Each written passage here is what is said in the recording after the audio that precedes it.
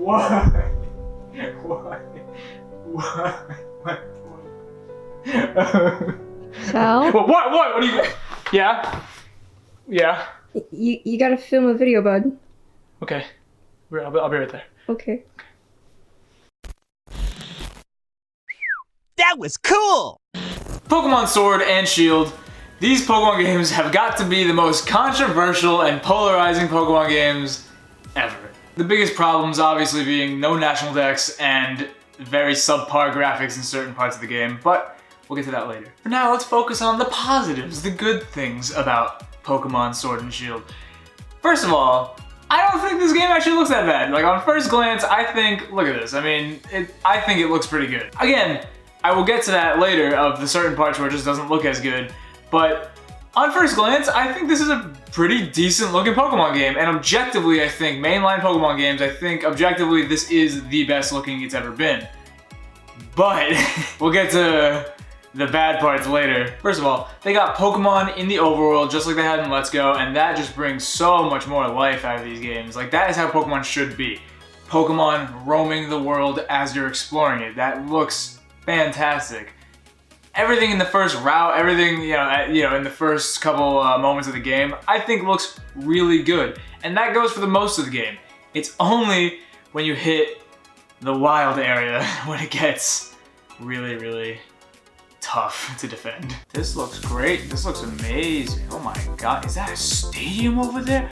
What? Wow. Oh my god. Oh my god. Yo, what the? This game is so beautiful. Is that Ball Guy? I love Ball Guy so much, dude. Oh, he's so wacky and fun. I love exploring the city. This game is so pretty.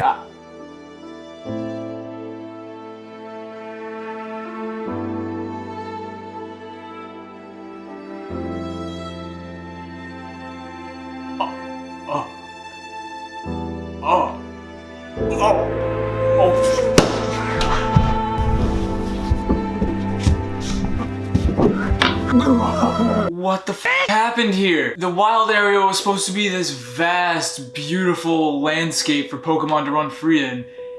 And while it is technically that, it looks and runs kind of like absolute garbage. And it's only made worse by the crippling weather effects that is just plaguing the entire place. It's so rare to find the sunny weather ever in the wild area. For me, it's always either a snowstorm, a thunderstorm, or something that just completely destroys your view of the wide open space. And it just limits your view to like 10 feet in front of you, and it's just so ugly. And then to make matters worse, if you're connected to online and you see people running around, this game chugs, like it just lags so much. And what you're seeing isn't even the worst of it. I've seen people's games straight up just crash when they're out in the wild area. It's flat out just unacceptable for a $60 video game. It's like, and especially that it's coming from Pokemon, you know, like the most rich video game company. Like the Pokemon company is loaded. I don't know the exact numbers. I could probably throw them up real quick, but oh my god, it is embarrassing how bad this game runs sometimes out in the wild area. And again, with those weather effects, when it's sunny in the wild area, it looks so much better. Everything looks crisp, everything looks pretty. You have some like sun rays coming down. It looks very good in my opinion. But as soon as you add pretty much any of those weather effects, it just shoots itself in the foot. Like you have this wide open landscape, you have the ability to make it look good, and most of the weather effects, at least, the ones that I have encountered, just totally limit what it's capable of. And that is pretty goddamn sad. Now, just exploring the wild area is pretty fun, I think. I like the concept. There's Pokemon all over the place. I'm sure you've seen it. Pokemon just absolutely gunning it towards you, just hauling absolute ass to come and battle you. And that's great. That is fantastic. But again, if only this just looked a little better, it would just be the icing on the cake. And you know what though? Exploring it is fun. I usually tend to keep Wi-Fi turned off so it runs steady and doesn't lag and chug just because it's trying to make connection to people across the world or whatever and make their models show up biking around looking like absolute zombies. Which, I'm sorry, like it's cool that they tried doing this with the other trainers on their bikes and, you know, going at raid battles. It's okay, but these people, they're just so clearly just lifeless NPCs that you talk to, they give you some stuff, and that's it. And then if you walk 10 feet away from them, they vanish. But as I was saying, exploring the wild area is pretty fun. There is something to find everywhere. Like there's always a little, you know, a little shimmer, a little shine on the floor that you can find an item in every little nook and cranny. There's, you know, TMs scattered all over the place. There's max raid battles, which I'll get to in a second. But there's just everything always to just find. Again, it's not a lot of things that are too important, but you know, it's just fun to know that whenever you step out into the wild area, there is always going to be something to find, always a Pokemon to battle, always something new to do.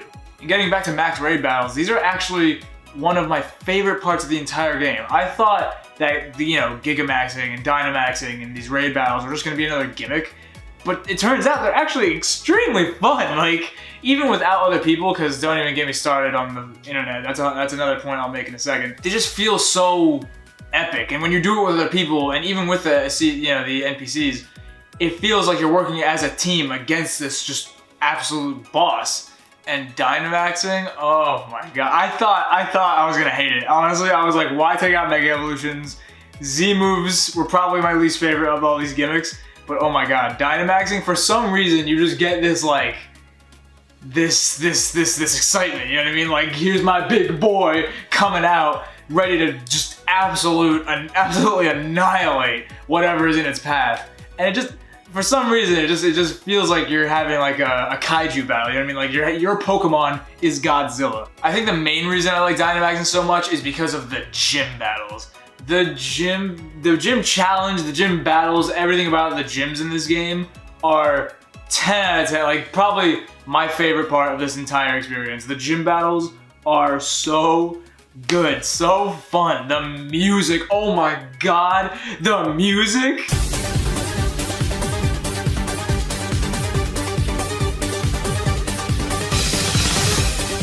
The music is fantastic. I don't want to get too into the story because I don't want to spoil it for people who haven't played yet, but just, it's a very basic Pokemon story. It's paced a little weird near the end, but it's you know, perfectly serviceable. Leads me to my next point. The characters, oh my god. This has got to be my favorite cast of characters in a Pokemon game since forever. Like, I just love every gym trainer, your rivals, your everyone. Everyone in this game feels so fleshed out and so alive and so cool. Like, all the designs are great. Everyone is so fun and neat to talk to. And there are so many waifus! All the characters are so fleshed out, so fun, so good, so well designed. I just love each and every one of them. And again, the lack of a national dex is a huge downside for me. I am not the type of person, like a, you know, completionist. I do not like usually, you know, I'm gonna complete the Pokedex. I've never completed any Pokedex in any Pokemon game. I'm a very casual player. So again, it's not a huge, you know, a massive downside to this game. It doesn't detract from my experience that much. But to know that I can't get a lot of my favorite Pokemon in what is supposed to be the biggest, you know, outing for the series, you know, a new home console outing for the first time in a mainline game, you know, it's so disappointing. That's the best way to put it. It's just disappointing. Like, why did they remove a bunch of features and a bunch of Pokemon that are so beloved, you know what I mean, in such a spectacular outing? It makes zero sense, and my friend actually summarized it in a good theory. He thinks that the whole Pokemon Home, the Pokemon Sleep, whatever, it's just taking out all these Pokemon are just a way to get us to pay for that subscription and get the Pokemon, you know, they're gonna add them in, but you can only get them through that subscription, which would absolutely suck. Like, we're already spending more money than your typical Pokemon game because it's a Switch game. It's $60 instead of $40. So, you know, if he's right, if they're gonna make us do this whole subscription service to get the Pokemon we really want, it's gonna feel like, you know, the company we've all been so loyal to is just stabbing us in the back like so hard, and it's ridiculous. It really is. One more negative I forgot to mention, and I actually just remembered because I'm in a Pokemon battle, is that the scaling of Pokemon in battles is so whack. Like, I don't know what happened. Like, because you could put any of the models, any of the code, you know, into the wild area, all the Pokemon are exactly how they should be sized. You know what I mean? That they're all scaled properly. All legendaries, everything. But as soon as you throw them into a battle, they like shrink. They shrink them down. It's just, there's so many steps taken forward in this game, but I think there's more steps, like not more, maybe an equal amount of steps taken back. It just feels so weird in certain parts. But again, I cannot deny how much fun I have had with this game. Literally, from day one, I put it in, and I got addicted to it. I know it's Pokemon, and that's just kind of the nature of it, but like, it really is just a really good time. Like, out of all the games that I have played, like that Nintendo has released in the past couple months, like let's say Link's Awakening, you know, Luigi's Mansion, this is the game I think I've spent the most time on. And I get it, it's an RPG, it's different, it's, you know, it's more, you know, involved. But at the same time, it's just, it captivated me. And I know, and I am a Pokemon fan. Casual, but I am a fan, and I have been a fan since Ruby and Sapphire on the Game Boy Advance. So regardless of all of its flaws, which they are there, they are, and I do think it's ridiculous. It is unacceptable for some of those issues to be there. But as a game, it is extremely fun. Like, that is all I want in a game. Like, if nothing else, is it fun? And if it is fun, you got me. Yeah, you absolutely got me. And with Pokemon, this game is like top tier when it comes to fun. It just, when you're in gym battles, all I had was a smile on my face because I was so excited to be like in your face with my Dynamax Pokemon or whatever I was ready to use. The characters are so good. You know, everything. The rivals are good. Oh my god. Bless Hop's soul. Hop is one of my favorite rivals in recent memory because he's just so, he makes sense as a character. He's not just your like, haha, dude, I'm gonna battle you and we're gonna become, you know, I'm gonna fight you for the champion, blah, blah, blah. No, he's not. He's like that in the beginning a little bit, but then midway through, he's like, he starts feeling down on himself, you know what I mean? Like, cause he's trying to hold himself to this standard of his brother, who's the champion, and it's like, you really feel that coming from him. He doesn't want to disappoint people, he doesn't want to disappoint himself, he doesn't want to disappoint his brother. But then, you know, it's this whole, his whole character comes together, and that is not something you've really seen in previous rivals, you know? Most of them are just there as an accessory. They're there like for the ride. They don't really react when you beat them too much. But this one, it really feels like you constantly kicking his ass. It really feels like you have an impact on the characters around you. And that is something that I think this game deserves major props for. Also, the new Pokemon in this game are actually some of my favorites. Like Boltund, oh my god. You just made an electric corgi and he turns into this adorable Puppo. Dude, an electric dog is enough to win over my heart any day. Like, he's become in my top 3 of favorite Pokemon because I am privy to the electric type Pokemons. So, LUXRAY is my favorite, Jolteon's my second favorite, and Boltund has got to be my third favorite. Like, they're just so good. And a lot of them are great. Like, Corviknight is fantastic. The starters, I've become very used to Rillaboom. I like Rillaboom a lot. I think he's the best out of the 3. Scorbunny just is so uninspired. Like, I think his animations with, like, you know, his kick and he's like a soccer player. I like that. He has a little personality, but overall his design is just more like he's a furry. he's just a human-looking bunny, and doesn't do it for me. And Inteleon, God, I was gonna pick Sobble. I was Sobble Squad all the way up until I saw his evolutions, and I was just like, why? Why did they do that to poor Sobble? I get it, his whole evolution chain is about like breaking out of his shell and becoming confident, but he just looks so dumb at the end.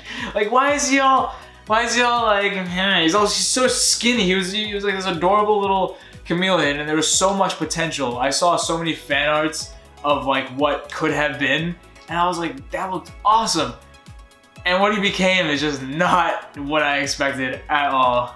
And it was really disappointing, but again, you know, everything happens for a reason. Rillaboom is really cool. I like him a lot, so that's fine. I almost completely forgot about one of my favorite things about this entire game is the character customization. Almost right out of the gate, you can find this boutique in like the first town you visit. And dude, I got my guy looking almost exactly like the way I dress every day. Look at it. That's me right there. The navy hoodie. I have a white shirt. The pants. These pants and another pair of jeans I have a hole right where that little hole is on those jeans. I got like the same black shoes. The backpack I can't say that I own, but it looks like I'm carrying around Nezuko from Demon Slayer. I'm just saying this is bar none the best character customization they've had in any of the Pokemon games.